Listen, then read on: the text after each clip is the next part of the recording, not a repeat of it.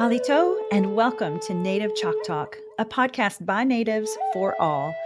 Here we're keeping our native ancestors' stories and history alive while also sharing with you our native cultures, traditions, and more. I'm Rachel Youngman, a Choctaw originally from Anadarko, Oklahoma. I hope you'll enjoy this journey with me as we learn from our Native American guests. And stay tuned for the end of each episode where we'll talk about some great ways to support Native causes and or Native-owned businesses. Let's get started. Big news, y'all. One of my favorite Choctaw authors, Sarah Elizabeth Sawyer, has a new writing course called Fiction Writing American Indians. This course is going to show you how to discover the insight you need to write quality, authentic stories, learn practical approaches to researching Native cultures, and get answers to hard questions. I'll be taking the same course, so I invite you to take it with me. Just go to americanindians.fictioncourses.com. But don't forget to use the code CHOCTALK, CHOCTALK, when you're checking out so you can get $30 off. Yep, you're welcome. Learning stuff and saving money. Let's do this. You're listening to part 2 of my conversation with author W. Michael Farmer about the Mescalero Apache Yellow Boy. Listeners, please be aware that today's episode does include violent content, so discretion is advised. In part 1, we did a story time, walking through Michael's suspenseful book, Killer of Witches, The Life and Times of Yellow Boy.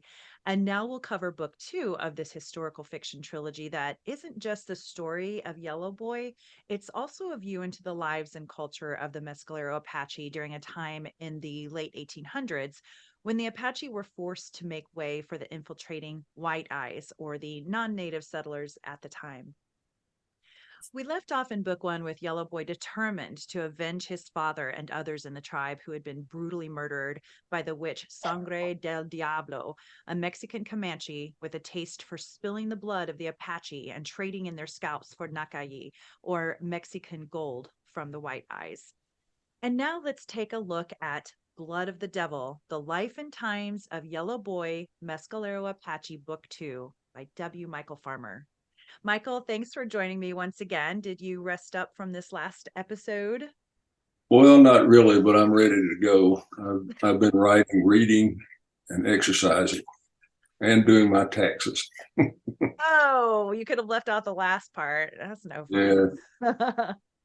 Well, me too. I've been stretching and taking a run around the block, and I've got my Dr. Pepper. I'm ready to crush it today. So tell us the background of how we know the story of Yellow Boy. Well, it's a trilogy of an imagined autobiography of the Mescalero Apache warrior and cavalry scout, Yellow Boy, who in 1950, at age 90, tells the story of his life to his physician friend, Dr. Henry Grace.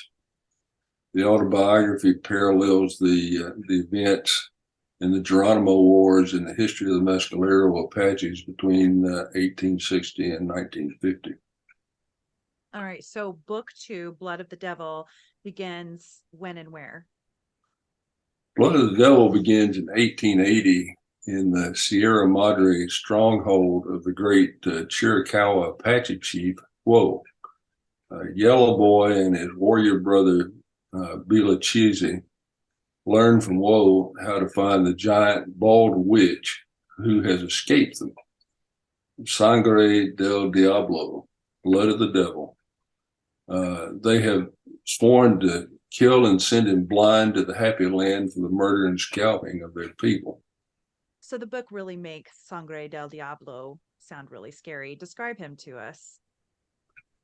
Well, he was a giant. He was very big and muscular, and he painted his head like a skull. He covered it. He was bald, and he covered it with white paint and black eye makeup for the mouth and eyes. And his body was covered with black spiral and orange flame tattoos. And he was enough to scare Whoa when he met him on the trail one day. I bet. And he had a big owl who did a lot of his dirty work. Hmm. So where did this witch, also again known as Sangre del Diablo or Blood of the Devil, go after that encounter he had and that fight with Yellow Boy? Well, he headed for Casas Grandes, and on the way, he saved a baby from slaves. He and the two warriors that survived with him that Yellow Boy had freed when they first attacked the witches' compound. They had wiped out all but two of his men and a witch, and they got away to the woman's house in Casas Grandes. Yellow Boy finds the house and follows him toward the great river, where the witch ambushes Yellow Boy and nearly kills him.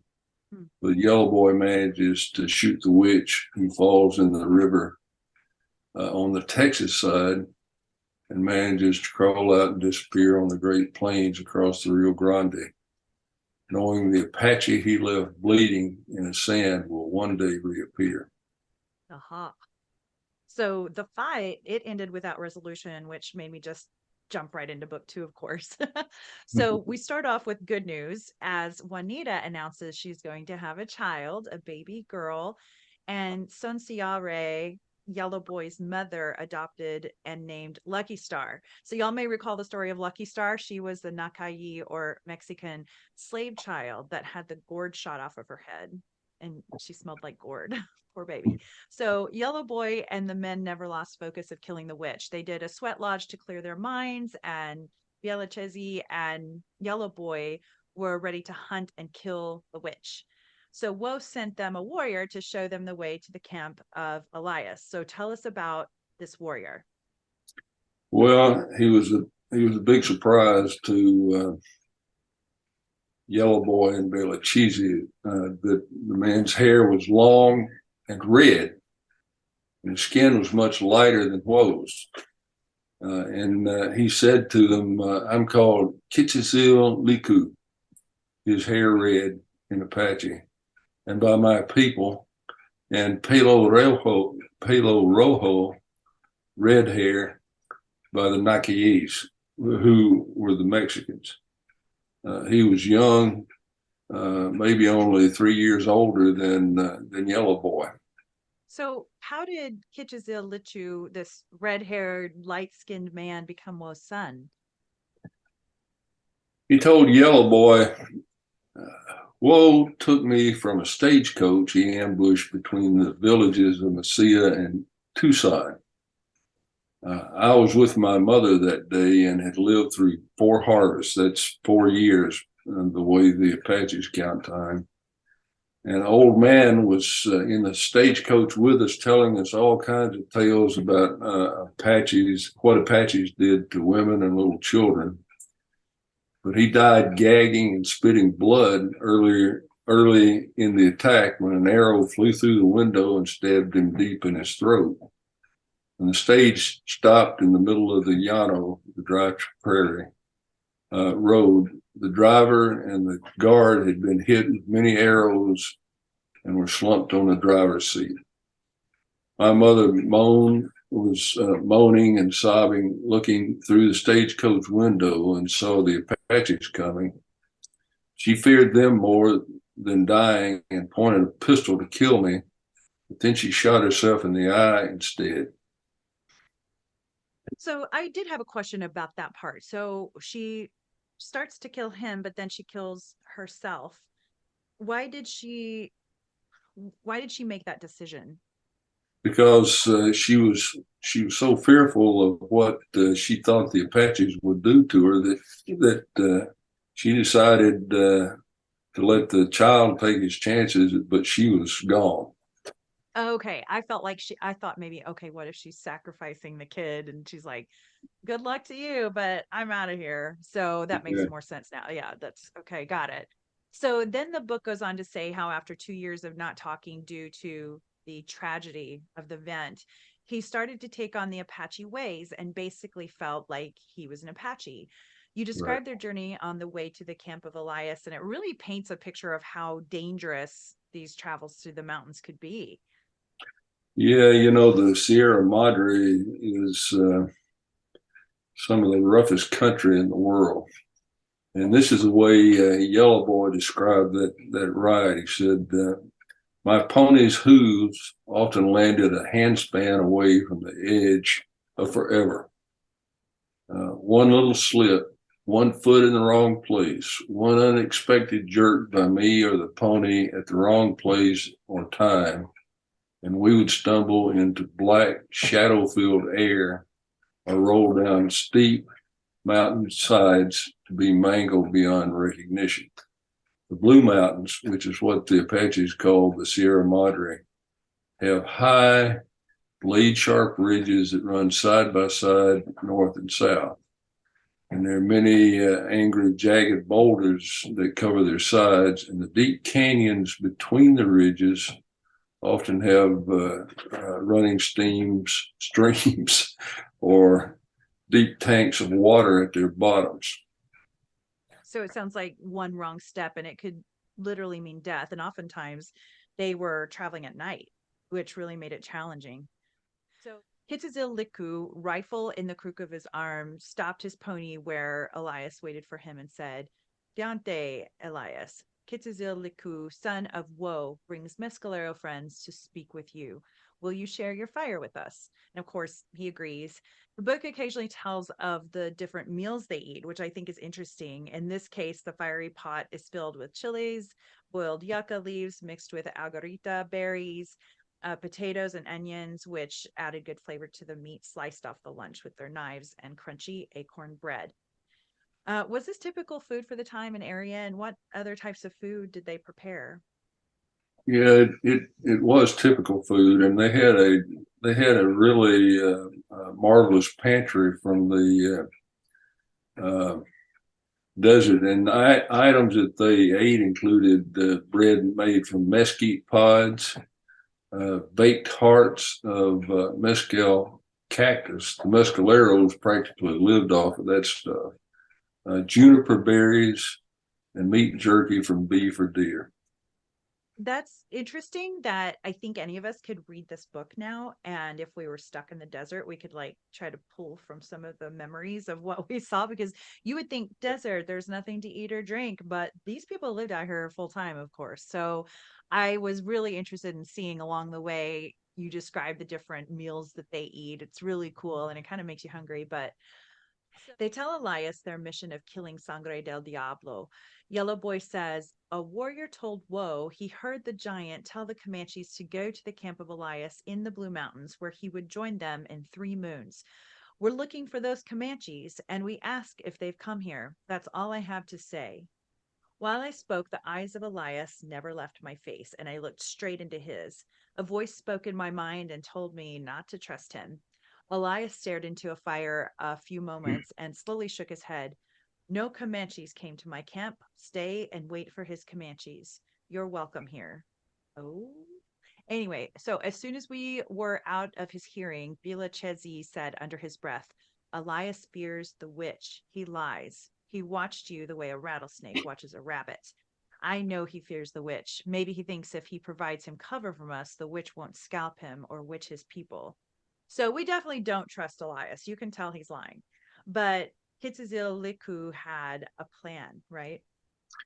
Yeah, he smiled and said, "Wait until the fire burns down. I'll go bush crawling to a widow I know and consider for a wife. I'll learn what happens in this camp when I lie on her blanket." So what did he learn? Had the Comanches been in Elias's camp? Well, the listeners will just have to read the book to find out. Ah, no spoilers here, folks. So they decided to travel toward Casas Grandes, secretly following a rider from Elias's camp who they thought might lead them to the witch Sangre del Diablo. And by the way, when they rode off, that sneaky Elias had a warrior follow them to keep an eye on them. So shady. So sure enough, the rider they followed led them straight to the witch. And Yellow Boy says, with the Shina Cho, which literally means big eye, but it was actually a collapsible hand telescope. I could see past the gate and into the front of the hacienda compound in Casas Grandes, where a young Indian Mexican woman, tall and well built for having children, paced in the wall shadows with a baby in her arms. Y'all, this is the baby from book one, where near the end, the witch had taken that baby with him, and we were all wondering, what the heck is he doing with that baby? So that night, Sangre del Diablo on a big black stallion rode with some warriors until just past Casas Grandes before turning east toward the Great River. And Yellow Boy quietly went after him, but he made a mistake and got to the top of the pass, and he realized he and his horse were in black outline against the face of the setting moon. So then what happened? The story is, as Yellow Boy told it, was I heard a sound like a fist hitting a belly, but my pony shuddered, neighed in surprise, and staggered to its knees. I leaped off of his back as he fell, and I heard the thunder from the big rifle bullet that killed him echoing off the canyon walls below. The air stirred my hair as a second bullet whistled past my ear, followed by a second echoing roll of thunder. I crabbed over to my pony, dead before it hit the ground, even though I hid in the deep shadow and knew the witch couldn't see me. I stayed low to find protection behind my pony's back. I heard another wolf's howl and then two more before a deep, roaring laugh echoed off the wide canyon walls below. A loud voice I knew well said, "Apache fool, you think I don't see you following me? I have much to do and must ride now, but I'll come back for you. I'll take your hair just as I took your father's hair." Then he made his wolf howls, and they faded in the distance until I heard them no more. Ooh. So now he has no horse and he's on foot, but he's madder than ever, and he follows the witch, just waiting for the right timing to take him out.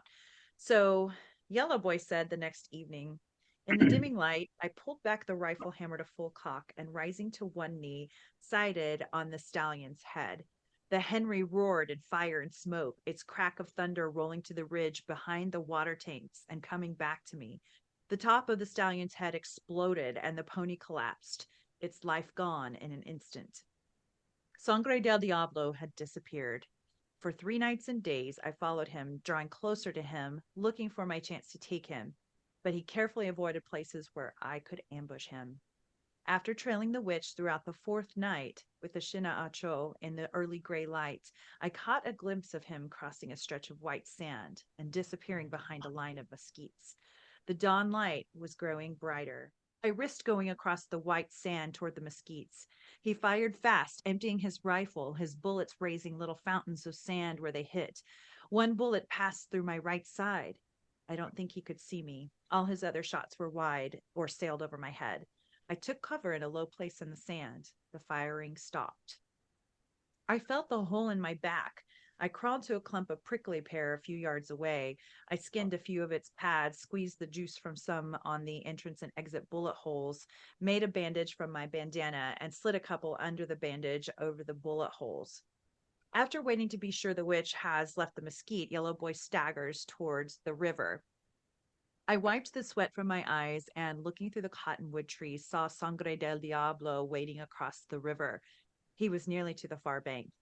Now, I'll stop here because it gets super exciting here, but I want you listeners to go grab the book and read it so you can get the full effect of all the details. So, what do you think, listeners? Does he kill Sangre del Diablo in this ambush? The answer might surprise you. So Yellow Boy was nearly killed in his attempt at revenge and passes out. And when he comes to, he looks up to see a familiar face. Who was it? Yeah, his old friend and fellow warrior, Ka. Oh, You might recall in book one, he rode away to make war against the Inda, the White Eyes, and the Nakai-yis. The Victorio, before the Bluecoats came to steal the Mescalero rifles and horses. He saved Yellow Boy and took him back to Huo's camp, where he began his healing from the gunshot wound. The people welcomed Ka back, and he decided to stay with them. Then Ka decided to take on a wife, but I won't tell you who he married. You'll love it, so you'll get the book. The next chapter is called Delgadito Returns. Whoa, y'all remember Delgadito? He was the guy in book one, Killer of Witches, that always made us a little leery because he had no respect for women and he totally used Dear Woman. So one day, Yellow Boy is told that someone was riding up to camp. It was close to the time of shortest shadows when the struggling paint pony cleared the trail to the top of the stronghold, and a weary, bedraggled Delgadito slid from his back. Delgadito looked at the ground and shook his head. Mexican soldiers have wiped out Victorio and most of his fighting men at the place of little mountains the Mexicans call Tres Castillos. Only a few warriors scouting away from the camp and Nane, who searched for ammunition, escaped. I returned in time to see the blackbirds and coyotes feasting on many warriors gone to the happy land of the grandfathers. I came here to tell Woe and to ride with him in vengeance against the Nakai-yi. So, what did Ka say in response to this? Ka, his face grim, slowly shook his head. Whoa isn't here. He joined Geronimo at San Carlos. We're here waiting until the Bluecoats leave the Mescalero reservation. Stay with us. There's a teepee for you and enough food if you hunt. Delgadito thought for a while and then said, I'll stay with you through the winter and maybe go back to the reservation. Kind of interesting to have him back in the camp. So that night, Juanita said to Yellow Boy, I saw a large bird take wing this morning when I was bathing and thought for a moment it was a great owl. That's impossible, isn't it? That type of owl wouldn't show itself by day. No, it wouldn't, I said gently, and I said nothing more, but her words troubled me. The next morning, Juanita birthed their daughter, and they had named her Kicking Rin. He said, Sleepy, the camp midwife, held our beautiful dark eyed child, its hair already thick and black in a soft blanket. She had rubbed a thin layer of grease colored with red ochre on it to protect its skin. The baby didn't cry in the cold air, but relaxed, waved its arms, and enjoyed kicking with the freedom of new life. Juanita had asked Sonciare to be the Dayan, the medicine woman who made the baby sash, which is the cradle board. She had started work a month earlier, completing the sash the morning Kicking Rin was born, and worked steadily for the next 2 days to complete it, singing many prayers and performing ceremonies for each part as it was finished. Why don't you read about the details of crafting the sash? I thought it was interesting.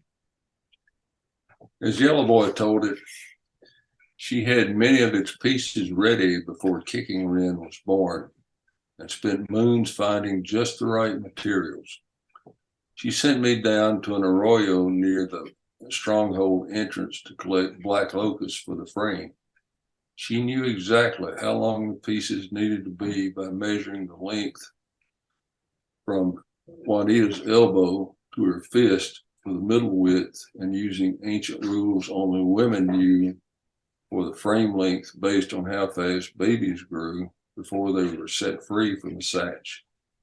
She also had me find a piece of red cedar up on the mountain and split it into pieces for her to form the footboard, which she shaped with her knife, smooth with sharp black flint, and glued together to be laced into the slats. I also had to provide her with a deer skin, and she worked for many days to make it softer than Inda cloth. Not knowing if Kicking Rin were a boy or a girl, she had collected both narrow leaf yucca for a girl and soto for a boy with the back slats, and with a piece of the soft buckskin covered them with wild rice grass and mustard patty. On top of the buckskin, she laced fox fur for Kicking Rin in the Ghostface season. She cut the buckskin's outer wrap to hold the baby in place so that it laced from the right side, which was the custom if the satch was for a girl. The rainbow, the curved protective frame over the top of the child's head, she made by steaming arrow wood into semicircles and layering it as a rib on top of the other to the width of a hand. So together they looked like a piece taken from a rough basket. Before she finished the rainbow, she called me to her teepee and showed me 4 pieces of arrowwood she had planned to use that had unusual cracks in the grain. While she probably could still steam them into shape for the rainbow, they would have been weak and endangered kicking wren if the rainbow ever took a blow. Sanzire asked that I find her more arrowwood without cracks so she could make the best and strongest of rainbows. I quickly found what she needed in my supply. With the new arrowwood replacing that which was cracked, Sanzire covered the rainbow with perfectly tanned buckskin and stitched it in place with deer sinew for additional strength and to hold feathers, strings of beads, and little colored stones and carved animals to bring kicking wren luck and to keep her entertained while Juanita did her chores. The rainbow protected kicking wren's head should the satch fall. I've heard of this happening even when the satch fell from a galloping pony. The frame, reinforced with leather lacings, sturdy slats, footboard, and the well-made padding, was strong enough to hang from a saddle when we traveled for fast escapes, or to hang on a tree where Juanita could keep an eye on it while she worked. Sansire had the satch nearly completed at the end of the second day and was painting a half moon and other symbolic decorations on the rainbow as she chanted and sang her songs for a long and productive life for her granddaughter. I love how she sang blessings over the sash before it was given to Kicking Wren. Yeah. So the ghost face season was nearly over, and Yellow Boy said, I decided that with Victoria wiped out, the blue coats might leave the reservation. I spoke of this with Juanita one night. Maybe bluecoats on the reservation land have gone and taken the weak agent Russell with them. If we stay here, Kicking Wren will not know the mountains of her people, and the Nakai-yi might come to kill us as they did Victorio. So they decided to go back to the reservation, and a new agent came on board from Nebraska named Llewellyn. Before that return, Yellow Boy decided to visit Blazer and learn more about the new agent. Something I left out of the first episode was how Yellow Boy would just seem to appear out of nowhere when he'd go to see any of the White Eyes. And he was Apache. He knew how to be stealthy and sneak up on people. So even though he wasn't trying to sneak up on them, it's just how he showed up. And he especially was always scaring Rufus when he'd come to his place. Anyway, here's another good example of when he went to see his friend Blazer. Tell us about that. Yeah, Yellow Boy says, I left my pony in the trees above the place where the Macaina That's a hard word to say. saw. Yeah, right. It means machine in Spanish. So saw the wood for the Inda. When I appeared, I said, Blazer, we come back. Stay in the same canyon we stayed before. He laughed. Well, Yellow Boy, you're like magic. 1 minute there's nothing, and then you appear like the wind made you. My heart is glad your people have returned. Let's have a smoke and talk. Come sit with me. Blazer then goes on to warn Yellow Boy, when the agent comes, I'll let you know how to come in, and you can see him and decide for yourself if you like him. And be sure your warriors know to keep their rifles out of sight. There's still a few bluecoats here to keep an eye on things, and they get nervous when they see an Apache with a rifle he's not supposed to have. So Nane was Victorio's son-in-law, and Delgadito said that Nane did not trust the bluecoats or the agent. Delgadito said he has 15 warriors with him, and they're all Warm Spring Apaches, not like Victoria's mix of Apaches, Navajos, and Comanches. While I was there, a handful of Mescalero warriors slipped over the ridge to come and talk with him. When they left, they were excited and laughing. You know what that means. I nodded. How many Mescalero warriors do you think might go out with him? Delgadito shrugged and said, The Inda bluecoats don't treat us fairly. They took Mescalero rifles and ponies without cause. We still have many scores to settle and blood to spill. I'll go. All right, so Delgadito and Nane ask that Yellow Boy come visit with him. So Yellow Boy agrees to go with him to see Nane for a quick visit. Nane called in a loud voice, "Ho, Yellow Boy, Nishii, I see you, my son. Come to my wiki up and we'll smoke." He went on to say, "Now I'll do my own raid. Maybe I'll die in it. We'll see. But I want only the best warriors to go out with me. I ask you to help me kill the Inda, kill the Bluecoats, kill the Nakai-yi, kill anyone who gets in our way, and we will take anything that makes us strong and rich to the land of the Blue Mountains. Come with me, Yellow Boy." Well, Yellow Boy had to decline this invitation. He knew he had a new baby at home and he wanted peace. He gave his blessings for Delgadito to go with Nane, but also warned that he'd better not leave a trail from the reservation and to just let the Mescaleros live in peace. Yellow Boy came back to the reservation and was ready to meet the new agent. Tell us about that.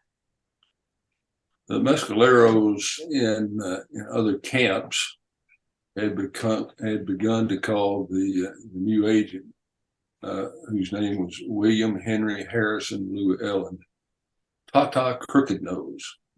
Tata means daddy or papa in Spanish, because he had a big crook nose and standing towered over them. He was about 6'6" or so. Oh, But he wow. showed us he was a wise man, hard, just, and fair, a man we could trust to keep his word. They went to eat with the new agent, and Tata Crooked Nose said, "Captain Brannigan is in charge of the tribal police. He wants to speak with you about being a tribal policeman. Are you interested?" I looked at Brannigan and said, "A tribal policeman must cut his hair?" He smiled and shook his head. "No, my men don't have to cut their hair. I keep my rifle and carry it where I go." He nodded. "You keep your rifle and carry it if you like. You must wear at least the vest from the policeman clothes I give you, so the other mescaleros know that you stand for me and do what I ask to keep the peace on the reservation. This I can do. But you cannot be a policeman to Inda. You come on the reservation unless I tell you directly to do that. If an Inda makes trouble, you find me. I'll handle it." We talked some about problems on the reservation, mainly theft of our horses in Nogal Canyon and men who made whiskey and sold it to the mescaleros.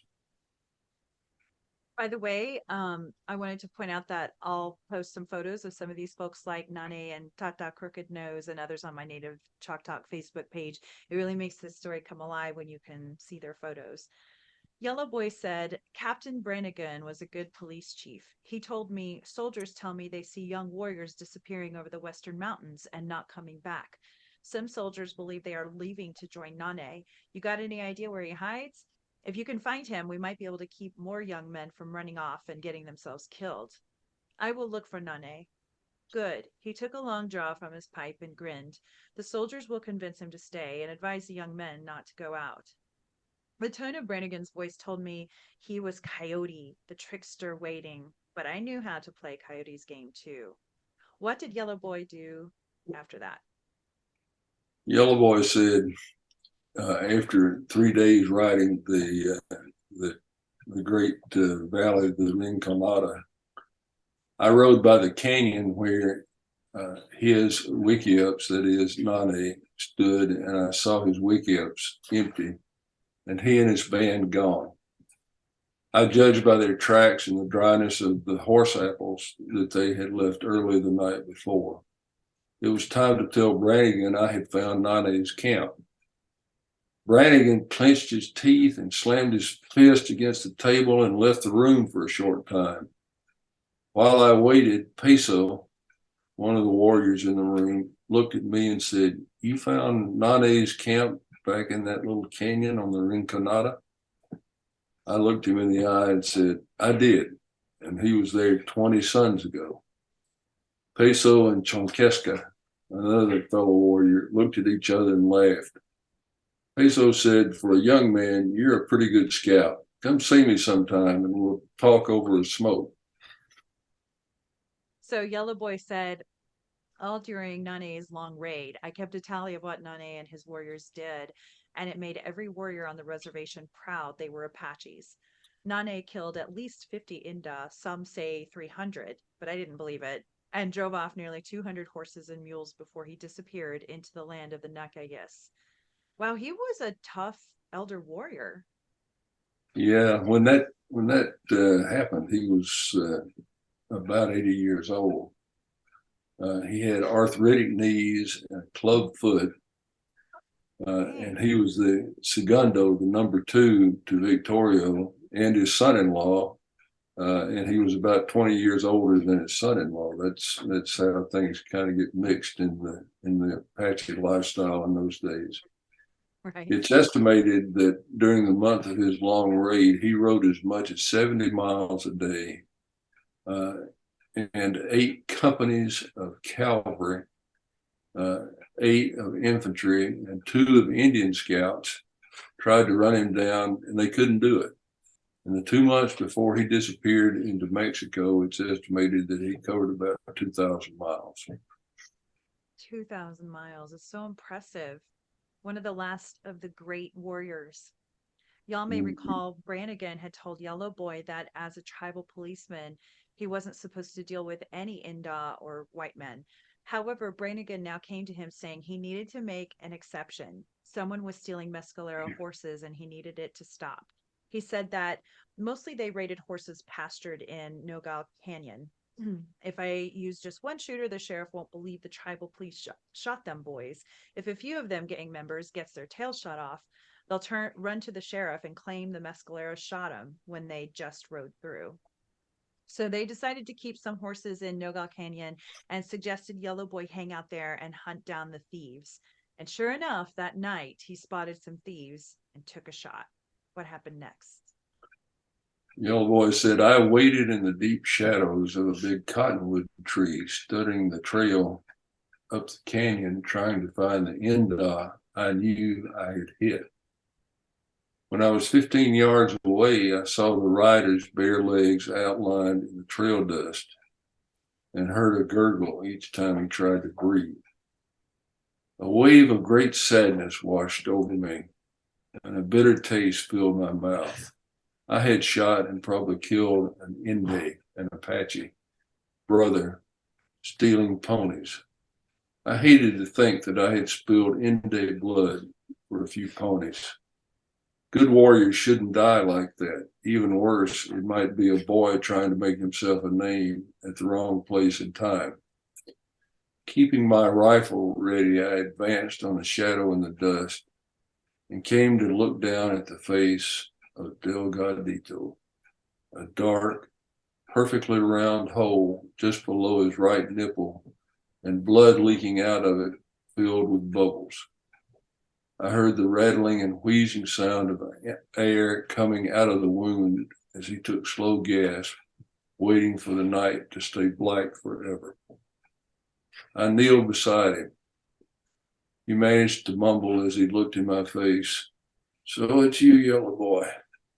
I thought either the luckiest or the best marksman had killed me. I'm glad it was the best marksman.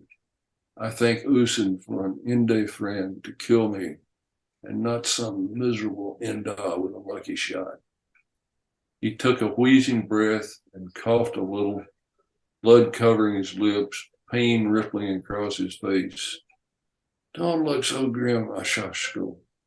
I draw near the happy land. It's a good night to die.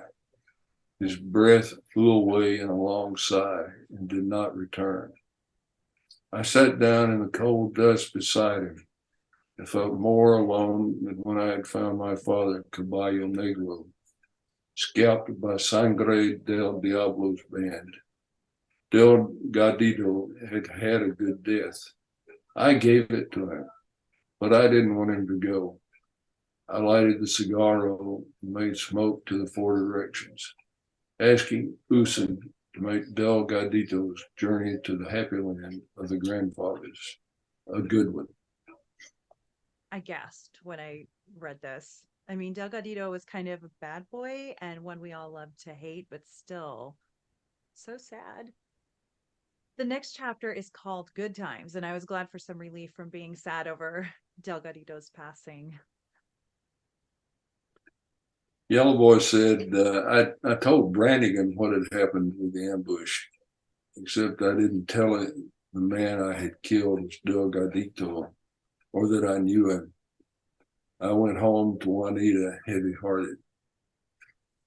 Time was moving on, and Yellow Boy stated, "We had heard of the breakout at San Carlos by Woe and Geronimo, how they escaped into the Blue Mountains in the last ghost face season, only to return and stir up the people of Loco and Chihuahua at San Carlos, and lead them in a breakout that left many Inda and Nakai-yi dead on both sides of the border. But the Mescaleros stayed peaceful and far away from the Chiricahuas, who left a path filled with blood, smoke, and destruction." Again, this is along the lines of times changing and unrest and that push and pull of the White Eyes versus the Apaches and all the tribes, actually. It was the year 1883. Brannigan introduced Yellow Boy to the Blue Coat Sergeant Sweeney Jones, who said, "What?" You probably heard last year about the breakout at San Carlos by Chihuahua, Geronimo, Woe, and them other bloodthirsty banditos. They've been raiding out of their camps in the Sierra Madre down to Mexico. Lieutenant Davis caught us a White Mountain Apache Chato had taken last year during the breakout. He calls himself So and says he knows where the Chiricahua camps are in the Sierra Madre and promised General Crook he'd lead us to them. General Crook's going to take a few troopers and a whole lot of scouts and either get them Apaches to come back to San Carlos or wipe them out. Mr. Al Seaver told me he wants you to come. Says there's a special job he has in mind that you'd be perfect for with your shooting skills and all. Army pays $13 a month, gives you a uniform just like I'm wearing, 2 bandoliers of cartridges, a Springfield rolling block carbine, a canteen, shirt, pants, and a few other gigos that you'd probably find right handy. How about it? You want to help us with them Chiricahuas down to Mexico? I said to Sergeant Sweeney Jones, I go. From there, Sweeney tried to recruit other mescaleros for the expedition, but none wanted to become a scout and work for the Blue Coats against the Chiricahua. Why was that, by the way? After the way the Army treated the Mescaleros when they invaded the reservation in 1880, most didn't want anything, no matter how tempting, to do with the Army, and they were fearful the Chiricahuas might treat them as enemies if they became scouts and helped the Army go after them. That whole dynamic of scouts, I can't imagine those decisions they had to make around that. Again, they're kind of in this middle ground where do they help the army and try to keep the peace around where they are? Do they go against other Native Americans? It had to have been a difficult decision in a really weird time. You talk in the book about how Sweeney Jones was a good horseman. He knew how to ride far in a day and not kill his pony by using the walk, trot, gallop style that Apaches had used for years when not on raids. On raids, they rode until their ponies were ready to drop, then stole fresh ones. I think it's an interesting method amongst the two trains of thought. They got to the army camp at Wilcox, where Yellow Boy describes there were blue coat tents, and off to one side, fires started by distinct groups of Apaches, a few wearing blue coats. I had seen Apaches in blue coats before, including some at Fort Stanton near the reservation, but the sight of them still left a bad taste in my mouth. Again, that whole example of how things were still rapidly changing. They also met General Cook, who the Apaches called Nantan Elpa, Gray Leader. Note that the movies have this wrong and called him Nantan Lupin, Chief Grey Wolf. The Apaches don't have the word Lupin. Anyway, so they also saw Chiricahuas and White Mountain, Yuma, Mojave, and Tonto scouts. By the time they returned from the Blue Mountains, Yellow Boy knew them all very well. So again, the purpose of this expedition was if the Chiricahua renegades stayed in the Nakayesa's Blue Mountains, there'd always be trouble. He had to make them come back by talk, which he preferred, or by blood and steel, wiping them out. Nanta and Elpa decided to go after the Apaches in the Blue Mountains with a few bluecoats, nearly 200 Apache scouts, 50 troopers, and mule pack trains. The biggest problem Nanta and Elpa faced after the Mexicans agreed to let him cross the border was finding the Chiricahua camps. Now, why did Al Sieber specifically want Yellow Boy to join in? Uh, Before I answer your question, let me just insert a little perspective here. Think about an army general leading 4 times as many Indians as he has troopers on horses. And these Indians were all on foot. They didn't ride horses. They ran all day long. And they were usually much faster than the troopers were on their horses because the country was so rough and they could go faster in the mountains on foot than they could on a horse. So when Yellow Boy got to the camp and he saw Sieber, Sieber told him Captain Crawford, who was one of the scout commanders, has at least 2 or 3 scouts that favor the breakaway chiefs and don't want to see them have to come back. They don't know Zoe, who's a white mountain Apache scout, is guiding us to the Chiricahua camps. If they find out, they might try to kill him. Problem is, he's our only reliable guide. To be on the safe side, I think there needs to be somebody to watch his back. So Yellow Boy agreed to watch over Tso, and off they went. Al Sieber wanted Yellow Boy to befriend Zoe before he told him a stranger watched his back. And what better way to gain some trust than when he saved Zoe from a rattlesnake that was about to strike at him? He thanked Yellow Boy for saving his life. Captain Crawford and his group soon joined them. Yellow Boy said, I noticed a scowling, pock-scarred face of Soldado Fierro, the sergeant who led the Chiricahua scouts to catch or destroy my little Mescalero band after we'd escaped the reservation when the Bluecoats came to disarm and unhorse us. I was ready to kill him when Juanita knocked him senseless with the stone from her sling. The last time I saw him, he was still in the dream world where Juanita sent him, his men carrying him back to Mescalero. He still wore his blue coat as Captain Crawford looked over his scouts, but he no longer had 3 yellow stripes on his sleeves. I wondered if failure to catch us and returning with a big knot on an aching head led to his loss of those yellow stripes. I decided to avoid any trouble with him if I could. Thanks to Juanita's skill with a sling, I don't think he ever saw me at Rufus's ranch. I asked Sweeney Jones if he knew Soldado Fierro. He said, yes, wished I didn't, but I do.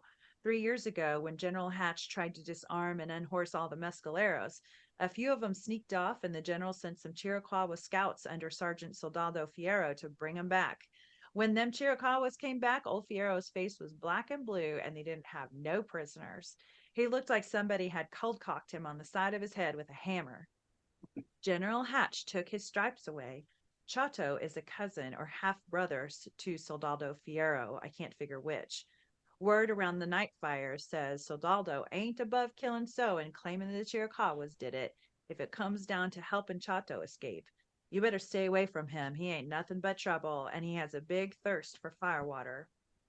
This was the story we talked about in the last episode, and we gave y'all a heads up that Yellow Boy would run into Soldado Fierro again. So there you go. The Apache raids had really left a mess in their wake. Tell us what Yellow Boy said about the raids in Mexico in the San Bernardino Valley. Well, the Apaches were raiders. They were kind of like pirates, and they typically, when they raided, would leave just enough for the people to get by until the next year when they would grow them some more corn or whatever vegetables they had. Yellow Boy said that we passed many villages abandoned because of Apache raids. Dust-filled irrigation ditches crisscross fields where crops had been grown. The crops had gone to scattered seed competing with weeds. The villages where the Nakai-yis continued to live had dirty, black-eyed children wearing rags. and the livestock and dogs showed ribs of hunger. The droopy, sad faces of the adults filled with fear when we ran past them. Hmm. So they traveled onward and up into the mountains where they found and Sieber directed an attack against a Chiricahua camp. Yellow Boy stated, I saw the Chiricahua camp on top of a ridge across the valley. Scouts started firing at two Chiricahua raiders. They jumped off their mules, scrambled into the brush on the far side, and disappeared. Some of the scouts complained their knees hurt. They said they had to run slow behind everyone else going up the trail. So told me later that those scouts always did that. They were afraid. I would be too, by the way, no judgment. Eventually, some women walked down a trail from the top of the mountains, one of them so immediately recognized as Geronimo's sister, Nadaste, and led her into Crook's camp. She said to General Cook, You took white horse with Nakai-yi saddle with black saddlebags and silver bit and bridle. If you want Chihuahua for friend, give back to me. Her demands were met, and Natan Elpa said, Take it and go. Tell Chihuahua that Natan Elpa waits here for him to come and visit me as a friend. She swung up on the saddle and, before disappearing on the trail back up the mountain, said, I give Chihuahua the words you speak. And did she go back and give him that message? Yes, she did. The next day, Chihuahua, the Chiricahua Apache chief, came down from the mountain on a big white horse carrying a long spear and said in a loud voice as he rode up to a group of scouts, Show me your chief. The scout pointed toward Nantan Elpa's tent with scouts around it, and the warrior charged through them. Chihuahua rode the white horse hard right up to the tent. Nantan Elpa came out scowling, his shirt off and suspenders hanging off the top of his pants. Chihuahua stabbed the spear into the ground beside his pony, dismounted, and walked over to Nantan Elpa. A few days before, Soldado Fierro had killed an innocent, elderly Chiricahua woman. So Yellow Boy heard Chihuahua say, If you want me for a friend, why did you kill that old woman? My aunt. If I'd tried to make friends with someone, I wouldn't raid their camp and shoot their relatives. It sounds to me like you're lying when you speak about being friends. Nantan Elpa shook his head. The attack was a mistake. I want no war. Take this sack of food and this tobacco with you. Go. Bring in your people. We'll protect them and bring you safely back to San Carlos where you'll be safe. I speak truth. Soldado Fierro was hoping to gain back his stripes when he may have actually destroyed what chance they had of getting the Chiricahua to come back with them. Good job, Soldado. So the day before the warriors returned, the Chiricahua women cut up flour sacks and hung long white streamers on poles around the camp. They said it showed the warriors the soldiers didn't want to fight. When early daylight came, the women began calling to their men and chiefs, telling them they wanted to be friends with Nantan Elpa. Nadaste, sister of Geronimo, said, They call for scouts to come talk. So Yellow Boy and two other scouts went to meet with the chiefs who were near the top of the ridge, backed up by more than 30 warriors. So said, We come as friends and brothers, not to make war, but to bring you back to San Carlos. Nantan Elpa returns and makes things right at the reservations. Better you return than see your lives and families destroyed. We come to help you. You're our brothers. Take us to your fire that we can sit, smoke, and speak straight as brothers. They went to a fire, but Yellow Boy began talking to an older warrior. What went on in that conversation, Michael? The older warrior's mouth, nothing more than a slash, narrowed eyes, missing nothing, walked to me. I thought he was likely a chief because the others stepped out of his way, and he wore a war hat covered with turkey feathers surrounding two eagle feathers in the middle on top.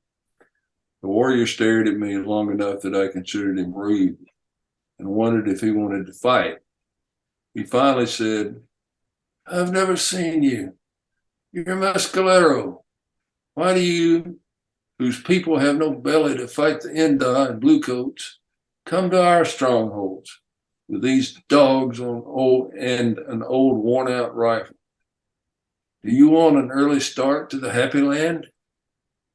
I returned his rude look, looking him straight in the eyes, and said, I'm Yellow Boy. The bluecoat chief of scouts asked me to come because I hit where I shoot. A crooked smile filled his lips. I hit where I shoot too, Mescalero. Perhaps the bluecoat chief of staff, chief of scouts, will pay me to chase myself in the Blue Mountains. The warrior standing behind him grinned. Come to my fire and we'll talk.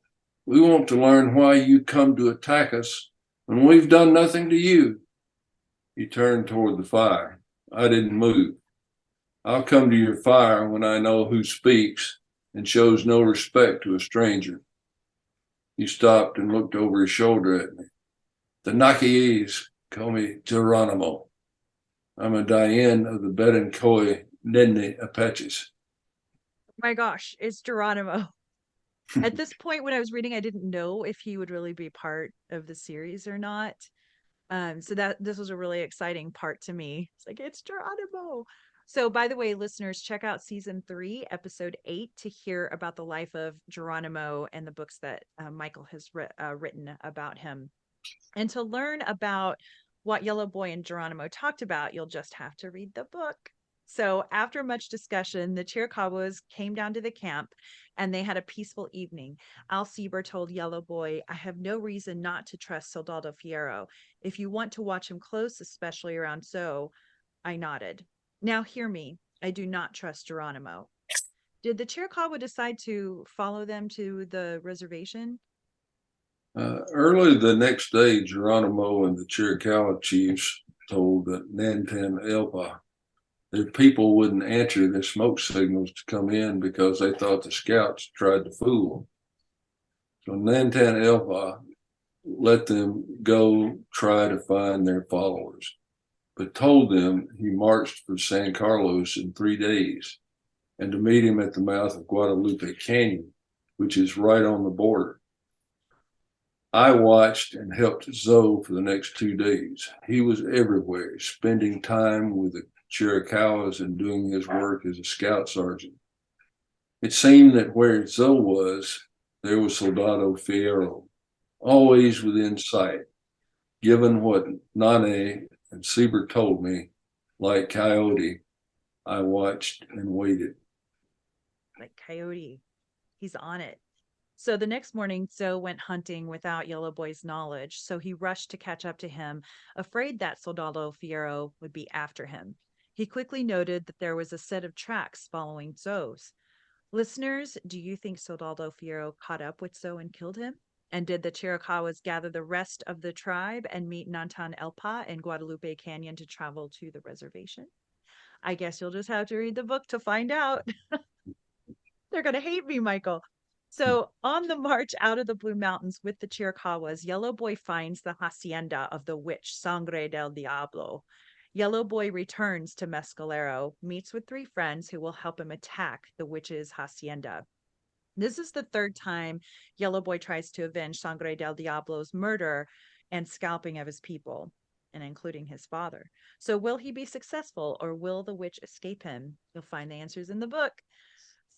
So when Yellow Boy and his friends return to the Mescalero reservation, Yellow Boy goes to see Captain Brennigan, who asks him, You ever had any dealings with the Hickoria? The little basket people who live in the mountains to the north? Yes, I know them some. The government has decided to combine the Mescalero and Hickoria agencies, and the Hickoria are moving down here rather than the Mescaleros moving north. I'm not going to mix Hickoria in with my Mescalero tribal policemen. So you boys is going to have to handle enforcing the reservation law for both tribes. They're starting on their way here just about today, over 700 of them. I didn't like what he had just told me. The reservation land belonged to the Mescalero. There would be many confrontations between the tribes over where and how often to hunt, fights and killings over gambling wagers and competition for women. This was such a mess of time when various tribes, even warring tribes, were being forced to move and to live in unfamiliar areas near each other. I can't even imagine how challenging this was during this time. So Ka talked to Yellow Boy and Bila Chezi about the Hickoria, and what did he say? I said, I rode with Victorio and listened to the stories the Membranos told of the Hickoria. They said the Hickoria believed their god, Monster Slayer, told them long ago in the time of the grandfathers that they must live in the northern mountains or be lost. There they live and hunt. They never think, like the Mescalero, about driving the game away or wiping them out by taking too many. They never learned the lesson of the Inda fur trappers in the high North Mountains who wiped out Beaver's tribe, or how the Inda made the buffalo vanish. I also remember my father telling me that in the days before the Bosque Redondo, the Jicarilla rode with the Navajo and Utes on raids against the Inda and others. My father did not like them at all. Hmm. So turns out the Hickoria didn't like this idea of Mescalero tribal police being over them either. So on the other hand, the Mescalero didn't like that the Hickoria would be given cattle to start their own herd when they weren't even given the same opportunity. So trouble is a brewing. And to top it all off, there were rumors all over the reservation that a witch, one with shape shifting powers, had come and walked unnoticed among both Hickoria and Mescalero. Brannigan was smart enough about Apache nature that he told us to keep a close eye out for any indication that might point to someone about to be charged as a shapeshifter by Dianes back in the camps scattered all over the reservation. Good news came about, though, that Tata Crooked Nose would buy 500 head of cattle, half to go to the Jicarilla, half to the Mescalero. He even registered the tribes as part of the Lincoln County Cattle Growers Association. What did the Apache think about cattle?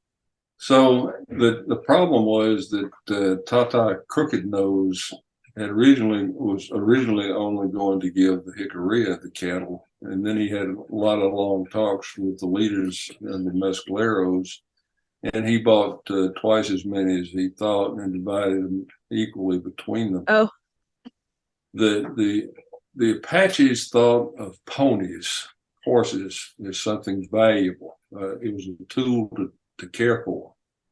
But most saw cows as food, and frustrations still continued to bubble up despite everyone getting cattle. And the fact was that they a lot of them just ate the cows and didn't try to start a herd. Yellow Boy stated that Captain Brannigan motioned me into his office one morning and said, "A game of Monte went bad last night. A Jicarilla named Red Pony claimed the one who ran the game, a Mescalero old he who catches horses, refused to give him the pony he had won in a big bet. He who catches horses claimed Red Pony never made the bet. Red Pony came back with two other Jicarillas who kept their rifles on the other players. Red Pony beat and then cut the old man up pretty good. He took the pony he claimed he had won and claimed an extra one for his trouble.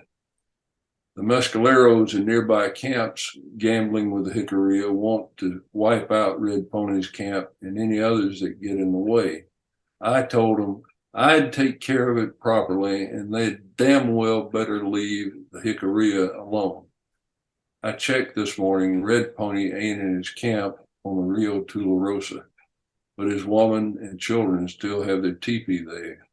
He's likely planning to hide out in the mountains he knows and dare us to come after him. Catch Red Pony and bring him back here. If you have to kill him, do it." Yellow Boy answered, "I go. By and by, I come back with Red Pony." then what happened? Well, you'll just have to read the book and find out. Of course. Well, Yellow Boy said that year, late in the season of Earth is reddish brown. Tata Crooked Nose called all the chiefs and tribal police together and told us he would not be an agent anymore. I thought then and still believed Tata Crooked Nose was one of the best agents we had had in all years I lived on the reservation. It makes sense that the agents could make or break life on the reservation. It must have been a big deal to learn a new agent was coming on board and dreading what to expect next. And sure enough, the Mescaleros didn't like the new agent named Cowart. And by the way, Captain Brannigan also had left. So why didn't they like Agent Cowart? Uh, Coward tried to make the men work in the fields when they didn't want to by cutting off their rations. Mm. Fathers who didn't want their children in the Inda schools hid them or sent them to the mountains. But Coward sent the tribal police after them to make them go. Yellow Boy had to do this once, and it was a job he didn't want or like, and promised himself he wouldn't be a policeman if he had to do it again. Yeah, such a sad issue for many years among our Native people. Yeah. Yellow Boy talked about his daughter and said, Kicking Wren asked me to make many of the things girl children ask of their fathers. I carved her more dolls so she had a family, a warrior, his woman, and their children. I cut a piece of feed bag cloth so she could wrap it around little lodge poles she cut from arrow wood to make a teepee for her doll family. I asked her, Kicking Wren, what will you give your man for his evening meal tonight? She would grin shyly and whisper, Don't tell him, father. It's a surprise. I have mesquite bread, roast deer, beans, and potatoes. Then we will have a big circle dance. I soon learned her menu was usually the same as Juanita's. One day I noticed she didn't have the father doll I had made her, and her baby was wrapped warmly in a moss bed she had made. As I smoothed and straightened an arrow shaft, I said, Wren, is your man gone off hunting today? Do you need meat? She looked at the teepee floor and slowly shook her head. My man goes to bring a Diane. Our baby is sick. It's too hot. I dreamed she was sick. I dreamed she went to the happy land before my man came with a Diane. I put aside my arrow work and went through the motions of a Diane singing for someone with fever. I chanted and sang, but used unintelligible words as I made up the ceremony. When I finished chanting over the doll, I gave it back to Kicking Wren and said, Daughter, your baby is sick no more. Her laughter of delight lit up the teepee. A few days later, Yellow Boy headed into the teepee where Juanita told him to look at a mysterious carved wooden figure. He said, I picked it up and looked at it in the firelight and wavering shadows. My hand trembled when I realized it was an owl. My people believe live owls carried the ghosts of evil men. I threw the carving in the fire and watched it flare up and quickly burn with a bright yellow and orange flame. I waited until it burned no more and broke its cinder apart until there was nothing at all left of it. I said to them, Where did you find this? I was playing with the others in the pine straw under the tall trees, and we found a warrior watching us play. He sat leaning against one of the trees that stood away from the others. Who was it? I don't know. I've never seen him before. What did he want? What did he say? He said, Who is the child of killer of witches? I said, I am. He's a great warrior. He smiled and said, I have a gift for you. He reached in his medicine bag, pulled out that carving, and gave it to me. He said it was for my dolls to have because you carved them for me, and he had carved this for me to go with them. I stroked her face gently and explained, Owls are where the ghosts of dead bad men go. The owl brings news of death. He is saying he plans to witch us by giving you the symbol of his evil. Tell me what the warrior looked like who gave this to you. Kicking Wren said he was wrapped in a black blanket. He had the skin of a cougar across his shoulders, and his bow case and arrow quiver were made from cougar hide, too. There were 3 long scars side by side on top of his left hand that ended on his fingers. His hair was long and gray like Bilachezi's, and he wore it in braids. That is all I remember of him, father. About this time, a cougar had started killing livestock. Agent Cowart asked Chief Notzili to send out his best hunter to take the cougar. No one went because Notzili's Diane had told the people that the cougar formed from a shapeshifter who could only die by the hands of a killer of witches. The story is so creepy and it had me sitting on the edge of my seat. But, dear listeners, you'll have to read the book to find out who or what the shapeshifter was. But I will say this creature was successful in making Kicking Ren very ill.